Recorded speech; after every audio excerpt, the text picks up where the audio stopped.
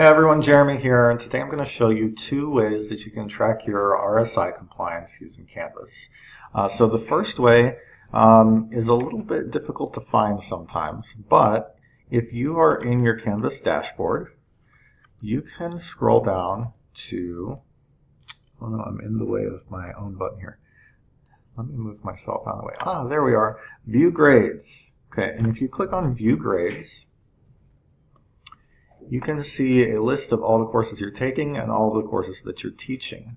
I'm going to go into this demo course, and where I see this button that says Student Interactions Report, and that's what I'm going to click on. Okay, and this will show me a list of my students and the last time that I interacted with them. I have never interacted with any of these students because they're not real people. But I can also see some other summary information like their grades and any ungraded assignments that I still need to do. And it gives me a quick link to message that student.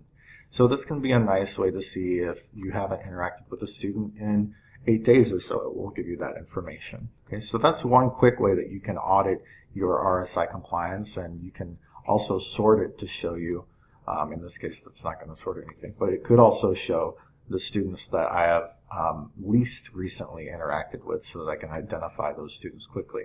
Now, an important thing to note with this, as well as other tools that Canvas uses, is it's going to count things that might not really count as RSI. So if a student emails me, or if I message a student in Canvas and say, hey, I need you to resubmit that assignment, then Canvas will count that as an interaction, but of course that does not satisfy RSI because it's not a substantive interaction. In other words, there's no academic substance to asking a student to resubmit an assignment. So that is one thing that you have to be mindful of with these tools. Okay, the other tool that I'm going to show you, you'll need to go to a specific course for. So I'm going to go into this course, which is Demo Master Template. And in this course, I'm going to look for the settings, and then I'm going to look for alerts. Alerts is something that you won't see in every instance of Canvas. I've enabled it at GHC.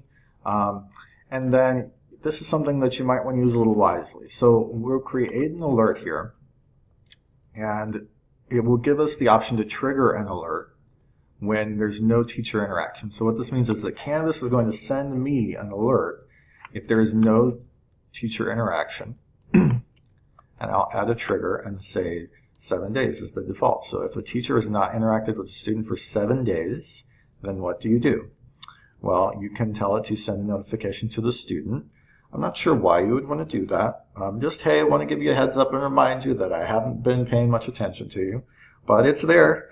You probably will more likely want it to send it to the teacher. This can also be configured to send it to both the teacher and student, but we're not going to do that. So you could set up these alerts to let you know when you have not interacted with a student for 7 days. You can also then set repetition settings, so you can tell it not to resend the alert, or you can say, hey, bug me every day for 7 days until I fix it. Or, sorry, bug me every 2 days or 3 days or however many days. A couple other things that you can do with alerts while we're looking at it is you can have it notify you when submissions haven't been graded, when submissions have been ungraded for a certain period of time. Okay, so those are just some other things that you can do with alerts that might be worth looking into, but don't necessarily affect RSI. Okay, that's my video. And I'm going to probably do a better version of this later, but this is for our presentation today. So, hi everyone.